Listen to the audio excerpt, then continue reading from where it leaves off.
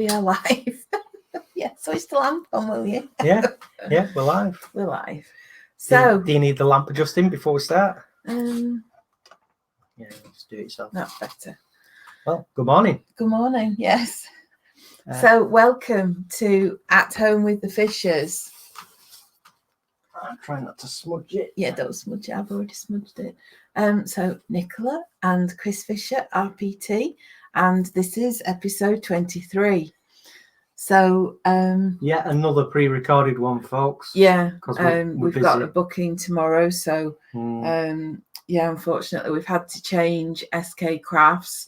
So I think that's going to be in November. So we'll confirm that with him. Yeah, so sorry about that, mate. But you know, he wants to do a live one, so yeah, we will do a live one with him. So the next live podcast will be with SK Crafts.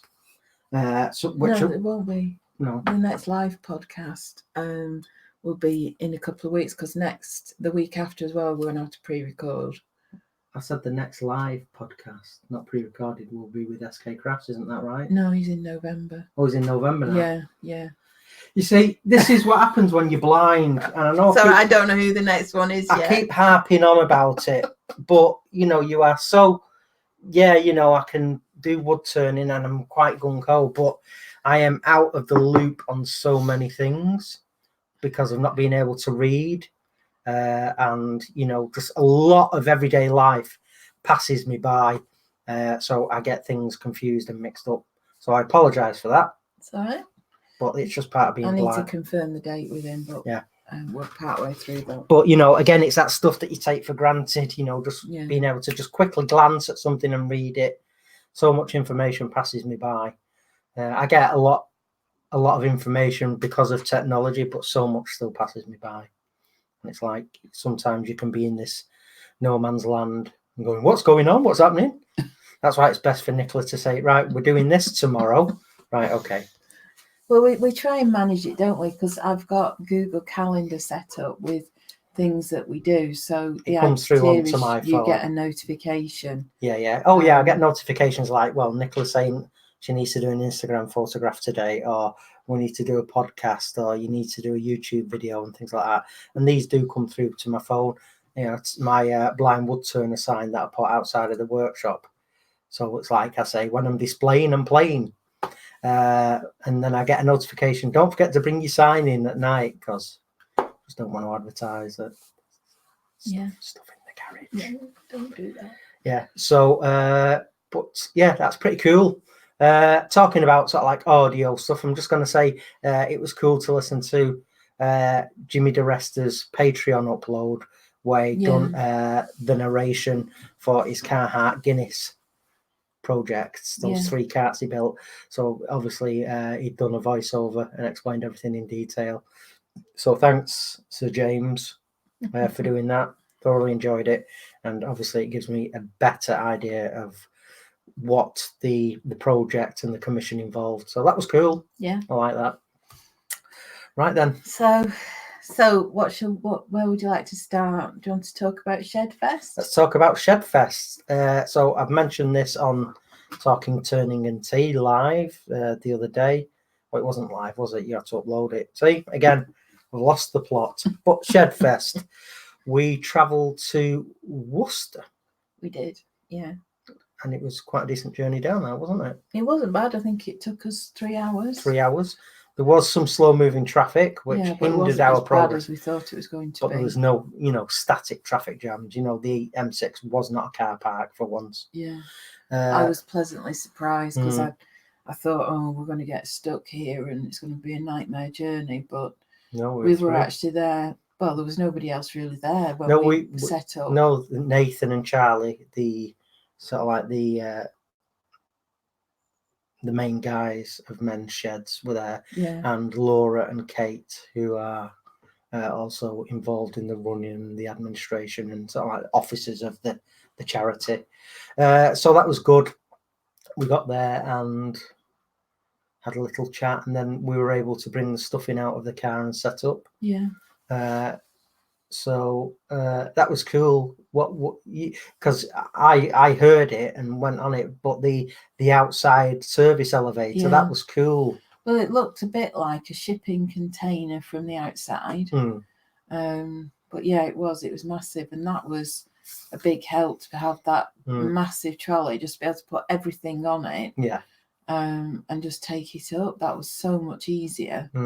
Yeah, that was good, and it was a huge trolley, wasn't it? Yeah. You know, and we put every single. The guy's got a boat on it. Yeah, the international boat builders. Yeah, it was great. We unloaded the car, put it straight on this huge trolley, well, a truck with a pull handle, pulled it into the service elevator, which is outside the building. Yeah. And it's sort of like a platform that goes up hydraulically onto the main level, and then you go back into the building, then unload it, unload the elevator, and then we pulled the truck into the main hall. It was at the Worcester University of Worcester's arena, and it was obviously in the arena, the main sports hall there. Yeah. So we set up with time to spare on Monday afternoon, and then the ShedFest event was on Tuesday. Paul Sellers, who's a very... Well, we had pizza, didn't we? Oh, yeah, Monday evening. Yeah. With all the ambassadors, the ShedFest ambassadors. So that was cool. Yeah, pizza. All the ambassadors. So what it is the sheds and community buildings all over the country in different areas and regions. And it is a charity. So if you think you'd like to support them, you can go down to your local shed as well. Get involved. Get involved. Yeah. So if you want to, get out of your workshop at home and meet new friends that are like-minded and make stuff, find out where your local men's shed is, get involved, make stuff, make new friends. They do a lot of work supporting people with mental health problems, depression and anxiety that find it hard to get out of the house, the elderly that might be alone now and need some support and friends, and get making stuff as well as that therapy. So it's very worthy. menssheds.org.uk if you're interested, find out more. Great charity. Yeah. So the demonstration on Tuesday was a beach bowl in the morning and a bit of spindle turning, a candlestick in the afternoon. But it was very relaxed, and in between that, we were able to talk. Yeah. Can you tell people about the other exhibitors that were there, because you had a good wander around? Well, House of Resin was there. So I had a chat with him because we bought some resin from him, I think at Maker Central, didn't we? Did you tell him we'd used it? Yeah, I said we'd used it, and you'd done some pen blanks. Yeah, made some pen blanks with that. So I had a chat with him. There was Triton was there. So we had a chat with the Triton guy, Adrian, didn't we? Yeah. Who else was there? Axminster. Axminster with I'm going to sneeze. Achoo. Yeah. Well, I won't steal Nicola's thunder. She can describe what was there. Bless you. This is unedited.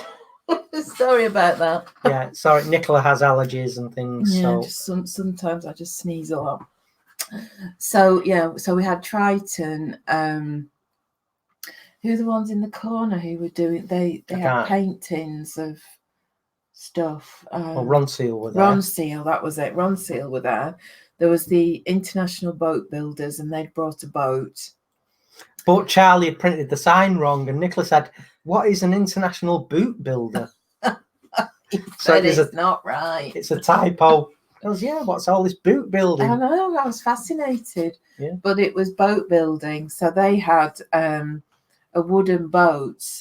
I don't know what you call it. I don't know. I didn't even feel it, to be honest. I don't know. It was quite long. It's 12 foot long, something like that. Yeah, a rowing boat. Yeah, it was a rowing boat, handmade, obviously. Yeah. So they'd got that. There was a stand selling marquetry stuff, veneers. Then there was a sort of crafting station where people could go and make stuff out of milk bottle cartons and other bits and pieces. Bamber enjoyed that. He licked all the milk cartons. There was Bongo, who had all his wood carving. He was at Makers. Yeah, I knew I recognised him, so I had a chat with him. Yeah, and I hope we're not speaking out of turn here, Bongo, but he's recently had a stroke. Yeah, so he's recovering from that. Yeah. So, hope you continue on your road to better health. Yeah. What else was there? We've said Axminster, haven't we? Yeah. I can't remember what else was there. Oh, no. I did wander around, but I didn't get a lot of time. There was it voluntary services? Oh yeah, the voluntary services were there, and the girl from that, forget her name at the minute, she came over and said, would she be able to in the future bring some of the people she helps support that are visually impaired over to our workshop and let them have a feel what's going on. So yeah, I did 2 demos, had great crowds. People were curious and inquisitive, and there were quite a few new turners there, turners that have been at it for years and years. There was the wood turning competition that we were asked to judge. Yeah, we judged that, didn't we? Yeah, we like doing that. Yeah, so one guy did say, "Are you judging this, Chris?" Yeah, and you're blind. Yeah, you see, I have a feel and a sniff. Nicola's describing intricacies and things that I can't quite work out, and then we have a conflab. Yeah, and come up. It's good though, because I like it, because obviously you're judging it from one perspective, so you're feeling it, and you'll say, "Oh, I can feel the tool marks here," and I'll say, "I can see the tool marks," and you'll say, "Oh, it's sort of under here, it's not really finished right," or "Oh, this feels really nice," and I'll go, "Yeah, it looks really good." Yeah. So it's sort of we like doing it, don't we? Yeah, we do, and obviously, feeling tool marks, and things like that. You ain't going to get away with that, and if you want to get first place, unfortunately, you're going to be sort of like critiqued on tool marks and areas that aren't finished properly and things like that. But they were all brilliant. Let's just say that. And obviously, some of them, might have been new to the game, but all of them are wonderful and interesting and thought-provoking and inspiring. So, the few that did have tool marks on, they might have had tool marks, but it could have been a really interesting form and very, very exciting in the shape they've got. It's just, sometimes it's the finishing that just lets them down. It is quite difficult judging as well, because I did it once when we went to North Wales, and I picked the one that I liked the most as the winner, because I thought, well, how am I going to judge this? Obviously, I can feel it and think, well, this feels really nice, or this looks really nice. But in the end, I chose the one that I liked the best. And then I got told that actually that one hadn't matched the brief, but I'd not really thought much about the brief. It was more of a bowl than a platter, but I just chose the one I liked. But it always makes me think of, do you remember All Creatures Great and Small? Yeah, I do. And James Herriot was asked to judge a pet competition at one of these country shows that they had. And he gave first prize to a goldfish in a bowl because the owner knew everything about that goldfish, knew everything about feeding it, cleaning it, and all that sort of stuff. And he was absolutely harangued afterwards for choosing a goldfish as the first prize, when there were dogs and cats and guinea pigs and everything else. And I always think of that when we're judging. But you know what? The person that had that goldfish is, a cherished pet, and they are uber passionate about it. So why shouldn't they win? Why? That means he got really harangued afterwards. Oh yeah, I bet he did. But I sort of remember that episode because over the years I've listened to them all, and we listened to the reruns probably 18 months ago, didn't we? Whilst we were eating dinner. We should listen to them again. Actually. Yeah, I used to really like that. Yeah. What a great cast as well. Peter Davidson, Christopher Timothy. Robert Hardy, the late Robert Hardy, of course. To name but a few. But great event, ShedFest. And then in the evening, I had a quick change in the disabled toilet, put some trousers on, a clean t-shirt, had a bit of a wash. And then I was guest keynote speaker at the awards dinner in the evening, which was great. So I told people, got lots of very good feedback. I said, I went blind and, was poorly for a few years because of it, and came through the other side and started wood turning and, told my story and was trying to inspire them. And because that's what those guys are all about, really, inspiring and motivating people to get in the sheds and get in the local community and get involved with making stuff. So that went down really well. Lovely meal. We had it was beef stew. Yeah, I've got something to Oh, sorry, you just can't take her anywhere. You just can't do a podcast these days. She's not sneezing, she's messing with the contact lenses. Sorry, folks. So that was great. Wonderful dinner. Yeah, beef stew and lovely herby potatoes and cabbage and gravy, and it was really nice. And then there was lemon posset. Now, one of our dear friends attended the event, Mr. Ron Caddy, our PT, a very, very skilled woodturner and one of the repeat offenders at many shows and events. Yeah. So Ron was there. So for dessert, it was lemon posset. Yeah. And how many of those did we have? Yeah, we stole about a dozen because we thought we needed the calories for the drive home, because Ron had about 2.5 hour, 3 hour drive. Yeah, that was very nice. It was nice, that lemon posset. So we he had a couple each. Yeah. Ron saying, right, it was Ron's fault. He went. I would have been really good and not had another one. I know, but Ron's there, and Ron was watching. He was watching the queue, and he said, "I think there's some left. I'm going to get some." He did actually. It will be known as the great drive-by possetting of ShedFest, or walk by. But it was like a walk by. It was very good. Yeah, he mugged.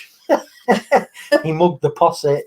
So we were not hungry on our drive home. No, it was a nice meal. It was a nice meal, and there was beer and wine and things like that. So well, they really looked after us, didn't they? They did. They did really do a great job of looking after us. Yeah. So get in touch if you want to speak to either Charlie or Nathan or Laura or Kate to find out more about it. Yeah. There's a website, of course, which I said before. But well worth it, and it was an honor to be asked to be involved and demonstrate. So hopefully we did our little bit to inspire some people that are on the edge of deciding to get involved with a shed, to say, right, well, let's not put it off anymore, let's do it. Get out there, make some friends, make some stuff, start enjoying life. And you were in the Worcester, the Hereford Times, I think. Oh yeah, there was a piece in the Hereford Times. The BBC came, they interviewed me. Yeah, I don't know if that's made it. I've not seen that one. That was for radio, and then there was the guy who was doing a video for the ShedFest event as well. And also, so I went and I saw him filming. So I went over and said, "Do you want to talk to the Blind Woodturner?" And also, I was schmoozing. Just a helicopter. Incidentally as well, the other night we had the Battle of Britain Memorial fly over. Southport Air Show is about to go, and we had the Dakota. So obviously it's military designation is a C-47, not a Dakota DC-3, as was its commercial designation, and the Battle of Britain Hurricane and Spitfire, they flew over the house heading west towards Southport for probably a couple of sighting flights and things like that. So that was cool. So we quickly, Charlie, vintage military aircraft have just buzzed the house. What are they? I knew what they are by sound, but I just needed that. So Charlie went on these flight radars and flight trackers and told us what they were. But yes, ShedFest, the Lord and Lady Mayor and Mayoress of Worcester were there. They came and said hello, didn't they? We've got pictures on Instagram. I put them on Instagram. Wonderful couple, the Lord and Lady Mayor and Mayoress. Had a great chat. So if you go on Chris's Instagram, you can see what he made as well. So he made a bowl and a candlestick. Just showing some bowl turning, which involved some power carving and colouring, and then I just kept it nice and simple. And that's the Lord Mayor and Lady Mayoress. So yes, lovely day, lovely evening. Quite a nice drive home, straight back. Boom. Yeah, it was a good event, wasn't it? We enjoyed it. Yeah, it was. So that was Tuesday, Wednesday, I unloaded the car, put everything back. It seems to, this week just seems to have whizzed by. Well, we we've seem been busy, to have haven't had we? something on every day. Wednesday, we took B-Dog free running. Yeah. To the local park, Woodturner Park. Yeah. Did that, and it was hoofing it down with rain, wasn't it, again? Yeah. So that was that. Thursday. Ooh, just pottering around the house. Yeah. Friday, pottering around the house, doing things. I tried to go and do some photography, and the church that I was going to photograph was shut, so that was a bit of an aborted mission. It's a shame because obviously when I was growing up, no church doors were locked. A church was always accessible for people to go and pray and be thoughtful. But obviously in this day and age, I guess they can't chance it, which is a shame. And and I'm not religious. I'm more of the scientific. Well, I was thinking about it this morning. I was just hanging the washing out, and the church bells were ringing, and I was thinking about photographing churches and why I like doing it. And it's not anything to do with religion at all, but they do have they do have a vibe to them, don't they? There is a vibe. There's a presence. There's an energy in there. Yeah. And it is palpable. And I think it's more to do with the people who've crafted these buildings and the energy they've put in, and also the energy of the people who've gone for whatever reason. But there is some sort of energy that you feel, and I think that's why going into a big church makes me shiver. I can feel the energy. You can feel the centuries of activity in the place. I can feel it. It makes me shiver, and it's not because it's chilly in here. Because I've been in churches on really hot days and gone, it's that the term is someone just walks over your grave. That I feel that, but it's very evocative. The smell, the touch of all the wood. Obviously, I like going in there because it's just full of beautifully turned things. Well, this was the church that I was hoping to go in. So this is that's the roof, and I was hoping to go back because it was a really good one to photograph, and I was quite pleased with what I took. But sometimes I go and photograph things, and then I come back and I've got different ideas of what I could do, or I could have photographed that bit slightly differently, or I'd like to go and try this. So you went back and it was closed. Unfortunately. Bit of a shame. Bit of a shame indeed. So there was that, and then yesterday we were at Axminster Warrington store. And there was Tracy Owen. A woodturner, has been a woodturner for decades. 30 years. And then some. The inventor of the spiraling and texturing tool. And I was able to purchase his new improved spiraling and texturing tool. So it's got an improved the wheel that I got. You can get two wheels, I think he said, but the one that I bought is the one with the the double bevel, so it comes to a point.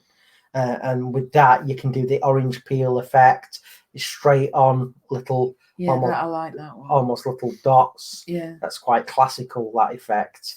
And you can hold it at an angle and get spirals, and if you sweep it at an angle, you get almost sort of like a dog fur feathered effect, which is really great. So we got one of those. So big shout out to Tracy Owen, inventor of the spiraling and texturing tool. If you fancy getting your hands on one, you can get them through Simon Hope Woodturning. Beautiful handmade metal shaft, lovely sort of like rubber handle on it, all metal construction, solid as you like. So that's cool. And then you show it, Nicola, anyway.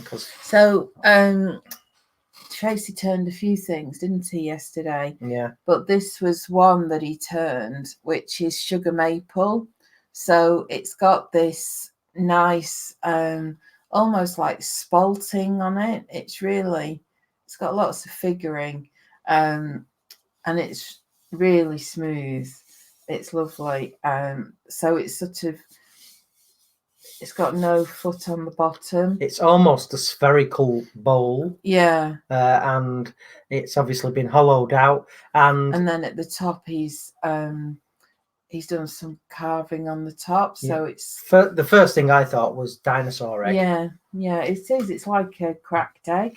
And yeah, it's very tactile. It was meant to have a foot, but he nearly went through the bottom. So he had a design modification on the fly, and he had to take the foot off. It feels lovely though.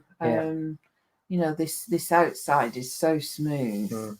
He saved it. He did save it, yeah. But only because of his quick thinking and stuff, and redesigning very quickly. He was able to save it and end up with this lovely, spherical bowl. It's very, very, very nice. Yeah. So this will be going over there on one of our shelves in the corner. Yeah, and it's very nice of you to give us this piece. We've got quite a few pieces from Tracy now. Yeah. So yeah, Tracy, he's been turning. He's taught hundreds of people how to turn. He's invented some great stuff. Does a lot of production turning, a lot of power carving and texturing, and I think he's doing something later on this year for the AWGB or at some event with Mick Hanbury.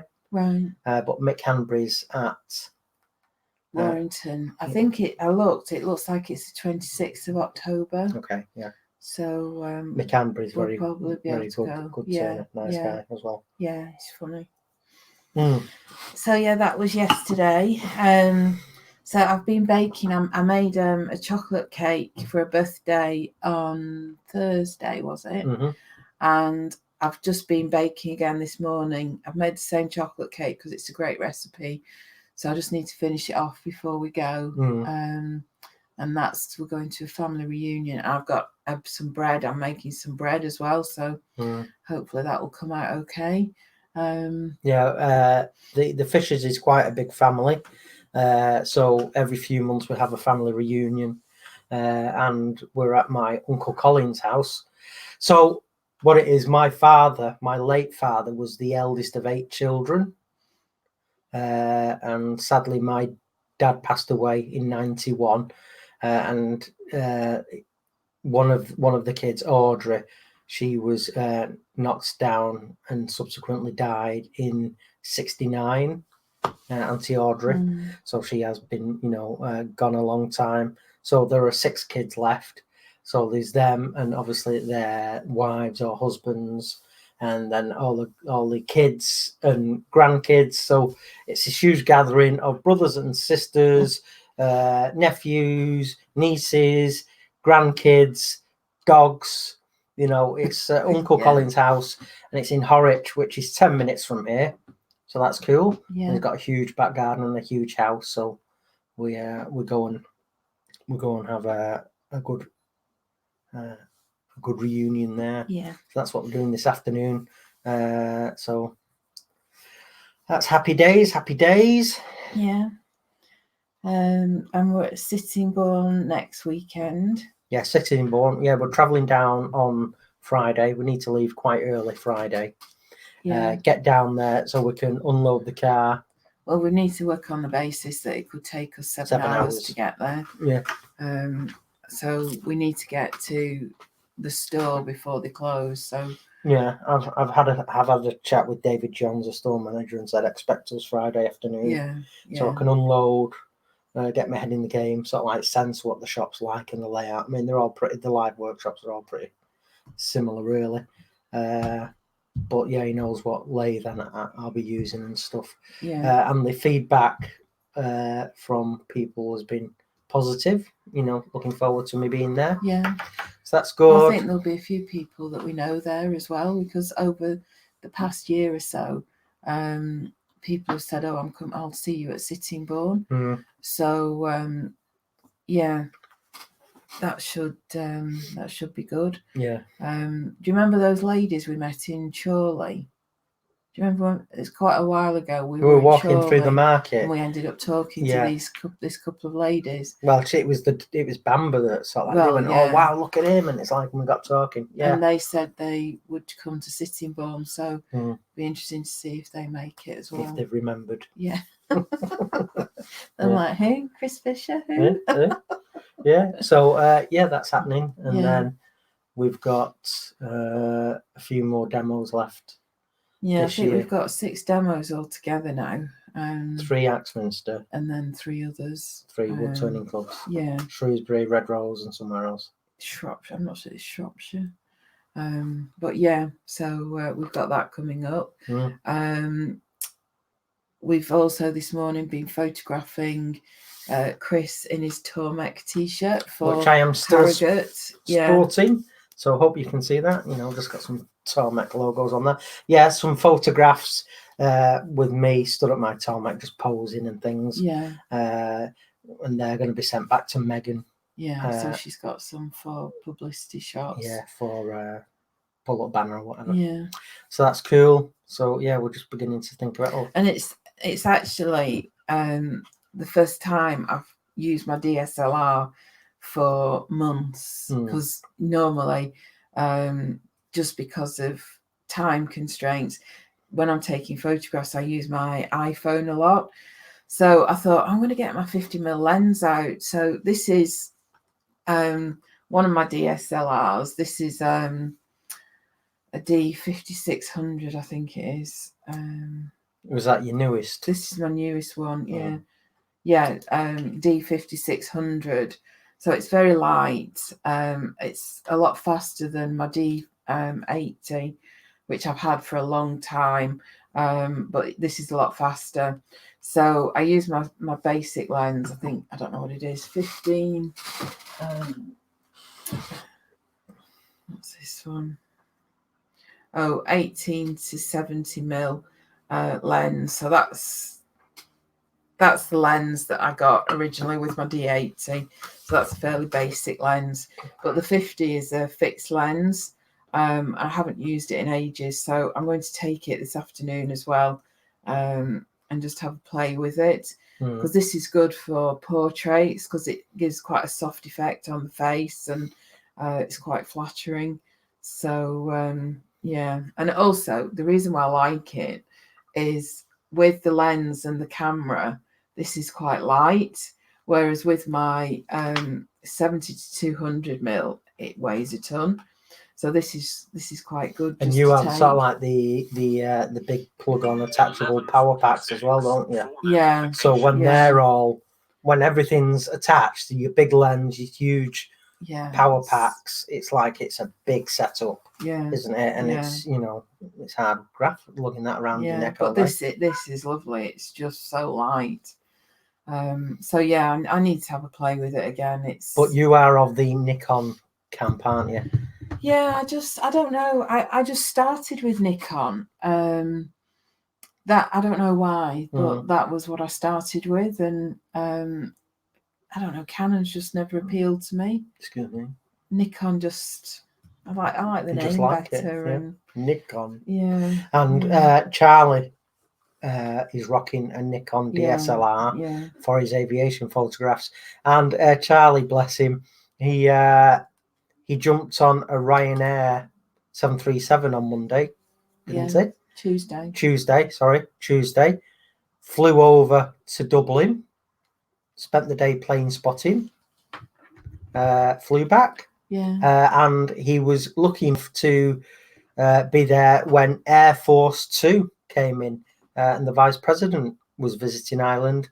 So we saw him come in, then he saw the Secret Service cavalcade go onto the apron at the airfield at Dublin Airport, and big Cadillac SUVs, bulletproof, all the lights flashing, and so he was there for that. And apparently Mike Pence, he said the United States of America aircraft at Air Force 2 US Vice President was in Dublin for a meeting, so both aircraft got flown in. One is a decoy and one is carrying the VP. Yeah. So he sent me some pictures. The day before, the C-17 had been in, the United States Air Force, C-17, and that's what drops all the cars and the support vehicles. So this is United States of America. Let me just take my... So obviously Air Force One is the presidential 747. So that's one of the United States of America planes. I think the 757s, he said. Air Force Two. Right. So yeah, there's two.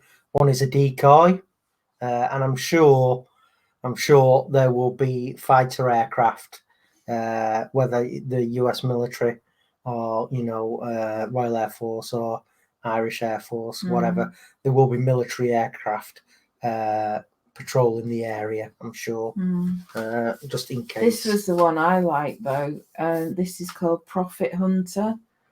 So that's another one that he got pictures of, and I just thought that was quite an unusual plane. And he said it's an Embraer E2, brand new type of aircraft that's just finished a promotional tour of Asia. It was stopping off at Dublin on its way back home to Brazil. Yeah, not related to the presidential aircraft. No, this is just another one that you told me. Embraer, which is a very successful Brazilian aircraft manufacturer, make a lot of regional jets and regional aircraft. There'd been one on a promotional tour of Asia, so it stopped off there. So he was really, really glad he went on that day and he got some rare stuff. So yeah, Charlie's obviously still learning to fly, as and when the weather plays ball. But yes, he loved it, and I think his next one is going to be Amsterdam, he said, and he'll do Schiphol. But yeah, he's just really getting into his aviation, and these apps now and things like that, Spotter's Guide. There's plane spotters that say when you get to this airport, you can go to this location, you'll get great photographs. You can go here, gives you a layout, all the best places to go and take photographs. So he's loving it, and he's got an Instagram account. That's the word. I was going to say channel. I used to spend a lot of time in Schiphol. Oh, you worked in Amsterdam for a bit? I worked in Amsterdam for a while, and we used to be in Schiphol and at the office by 8:30 on a Monday morning. It's a huge airport. Yeah, it's massive. And then we'd be it was winter as well when I was there, so I remember once being stranded at the airport, not knowing if we were going to get out because of the snow. So you stayed in Amsterdam all week and then flew home at the weekend? Yeah, I flew home on a Friday. So you get home, spend the weekend at home, and then fly back on a Monday. Because you were project manager of something there, weren't you, for that company? A project we were doing, the telecoms project. We stayed at the American Hotel. That was quite interesting. It's quite Art Deco, and when we first started staying there, they kind of put us in these awful attic rooms that had a single bed, and that was it. Like being back at public school. We weren't very impressed with the rooms, but the guy who was sort of coordinating all of our bookings and sort of like doing all the operations and flights and everything, he was quite good, and he sorted us out with much better rooms. So we had a sort of standard room that we had, but once or twice I stayed in these absolutely massive rooms. The bed was it wasn't like a double or a king size, it was like a double king size. All right. And I had a balcony that looked out onto the square, and the bath, you could get in the bath and you could have the water up to your neck. There was just your head showing. They were really good. I like those rooms. But it was quite interesting. But the shame of it was we really didn't see much of Amsterdam. I had half a day in the whole time that I was there, and I went to Anne Frank's house because I thought that was one place I wanted to see. But yeah, we were pretty much working the whole time. How long did that project last? For how many weeks were you flying over there? Oh, it was months. It was months, yeah. Yeah, we did. It was quite a long project. And we were also, in the evening after we got back from doing the day stuff, we were doing the bid for the next part of the project. So we used to work till midnight on the writing the bid, and then we'd leave in the morning. Tell the story about how you got into trouble for not wanting to party and dine with. Oh yeah, well it was whilst I was in Amsterdam. We stayed. The first hotel we stayed at was a different one, and I think it's called the Golden Tulip or something like that. And it wasn't. It was very basic. We weren't that enamoured with it, so we moved to the American hotel. But whilst we were at the Golden Tulip or whatever it was called, one night I said, "Oh, I'm not going to go out and have a meal. I'll just get room service," because I was trying to do some writing and stuff of my own, and I was just writing short articles at the time, and I got told that it wasn't appropriate to do that. We all ate as a team, and I thought, well, yeah, we might be eating as a team, but I'm not really getting paid to give you all my time. So yeah, you got a dressing down because it wasn't so much a dressing down, but it was made clear that I wasn't to do it again. That's funny, isn't it? Yeah. You will eat with us. Yeah, and also it's like, that was the only time I had to do anything of my own. Because what we tended to do was we'd leave the hotel about 8. We'd obviously have had breakfast. We'd get in either the car or the taxi, depending on what we had at the time. Go to the office, work all day, come back, have a meal, work in the evening, go to bed. It was quite relentless, really. But that's the nature of the beast. But yeah, that was it, really. There you have it. And I'm just going to reach over now for this has been shown quite a few times now, and I am going to stop showing it. But I'm still like a kiddie school child with it. So is that the right way up? Yeah. Okay. Is it in frame? Yeah. Just stay there. Okay. Yeah. So that's my RPT certification, which we just scanned this morning as well. So you've got a copy that you can stick in the workshop. Yeah. So Nicola's going to laminate. So I've got one. But this is our good copy with the seal. So Nicola's going to get a nice and the crest at the top. Nicola's going to get a nice frame and hang it in here. Yeah. So we're going to have it probably over there somewhere. So when we're doing the podcast, you can see it. I'll probably actually put it underneath here. So we'll line it up. Would you like to read that out and tell people what it says? So it says, and it's got the crest at the top, and it says, "By faith I obtain," in Old English. The Worshipful Company of Turners, supporting the Register of Professional Turners. This is to certify that Christopher Fisher of Chorley, Lancashire, has been entered upon the roll of the Register of Professional Turners, which is supported by the Worshipful Company of Turners, and is entitled to use this mark of the register. And then you've got the Register of Professional Turners logo. On the advice of the Chairman, Register of Professional Turners, the Worshipful Company of Turners is satisfied that, as at the date below, the above named is a capable practitioner of the craft. By command of the Court of the Worshipful Company of Turners, and it's signed by the Master and the Clerk of the Company, dated this 5th day of September 2019. And then it has the seal. I'm not sure if it says something on there. It's not very easy to read that, but it might have some words on there. But I can't really read that. So there you go. Anywho. So yeah. Epic. Try not to bend it. I'm not being very careful. Okay.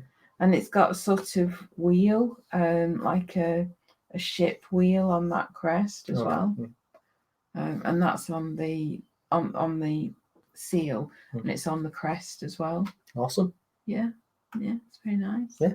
So there you go, folks. I'll give it back to you. Yeah, don't bend it, Don't Chris. bend it. Don't bend it, Chris. Stick it back in its envelope. Yeah, it came in this A4 rigid envelope. So I'll put it back in there. So yeah, Nicola will get a nice frame for that. Yeah. So yeah, I know you're probably all sick of hearing about it, and I apologise. I won't do it much more now. Much more? No, not much more. It's like Howard after he'd been to space in the Big Bang. Yeah. They were getting sick of him talking about it, and he was saying, "Well, it's a huge achievement," and you're saying, "Now I can't talk about it." So that's a huge achievement to be the first ever blind RPT. Shut up about it now. Yeah, I'm going to shut up. Yeah, I'm going to shut up about it now. What you'll have to do is what Howard did. So every time something cropped up, he dropped it into the conversation. Oh, it's raining outside. Yeah, on the day that I got my RPT certificate, it was raining. But it wasn't. Oh, I know, but I'm just... No. And you got your RPT pin. Yeah, oh yeah, and I've got a little RPT pin badge on here, which says probably Register of Professional Turners. Yeah, it says Registered Professional Turners, and then it's got the tool rest T in the middle. Yeah, and you get the tool rest cloth patch, which says Registered Professional Turner, and you also get a crest patch, which is... It's not that big. What am I doing with my arm there? I had my arm stuck up in the air there for no reason.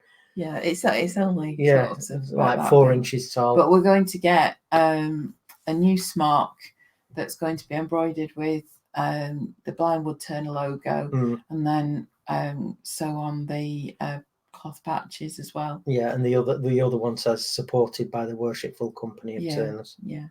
So that's about it, folks. There you go.